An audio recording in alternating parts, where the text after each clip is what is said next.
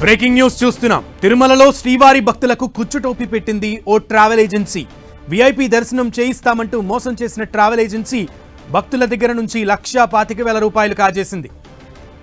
ముఖ్యంగా travel agency ఇచ్చిన టోకెన్లతో టికెట్లతో తిరుమలకు వచ్చిన భక్తులకు నిరాశ ఎదురైంది. వైకుంఠం క్యూ కాంప్లెక్స్ దగ్గరకు వచ్చిన భక్తులకు ఆ టికెట్లు కాస్త నకిలీవిగా తేలడంతో భక్తులు ఒక్కసారిగా అవాక్కయ్యారు. తాము మోసపోయామని గ్రహించి ట్రావెల్ ఏజెన్సీపై ఆగ్రహం వ్యక్తం చేశారు. కర్ణాటకకు చెందిన 35 మంది భక్తులు ట్రావెల్ ఏజెన్సీ చేసిన మోసంపై ఆవేదన వ్యక్తం చేస్తున్నారు. నిన్న టికెట్ బుక్ చేసుకుని వచ్చాము. మాది టోటల్ 10 నెంబర్ ఉంది. 2300 రూపీస్ పర్ టికెట్, 1 టికెట్ దర్శనం ఇస్తామనేసి రేపు అవుతుంది అనేసి అక్కడ చెప్తున్నారు సార్. తిరుమలలో అట్లా అని చెప్తున్నారు. వీళ్ళు పేక్ చేసి మాకి 10:36 నెంబర్ ఉంటారు ఆ బస్సులో.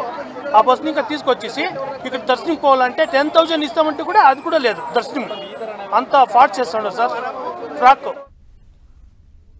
నకిలీ తిరుమల విఐపి టికెట్ల సంబంధించి పూర్తి సమాచారం మా ప్రతినిధి శ్రీనివాస్ని అడిగి తెలుసుకుందాం. శ్రీనివాస్.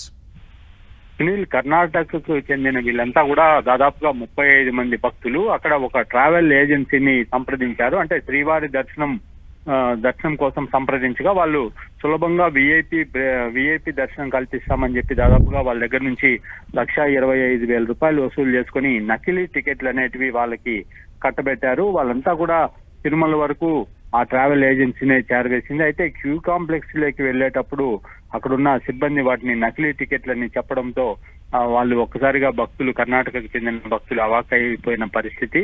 అంటే తరచూ కూడా ఇటువంటి ఘటనలు చోటు చేసుకుంటుంటాయి. టీటీడీ కూడా ప్రైవేట్ వ్యక్తుల్ని నమ్మద్దు, మీరు ఏదైనా ఉంటే టీటీడీ వెబ్సైట్ లో, అధికారిక వెబ్సైట్ లోనే చేసుకోవాలని చెప్తుంది. శ్రీనివాస్, అయితే వర్ష ట్రావెల్స్ మీద ఎటువంటి చర్యలకి పోలీసులు గానీ టీటీడీ గానీ ఉపక్రమించబోతోంది?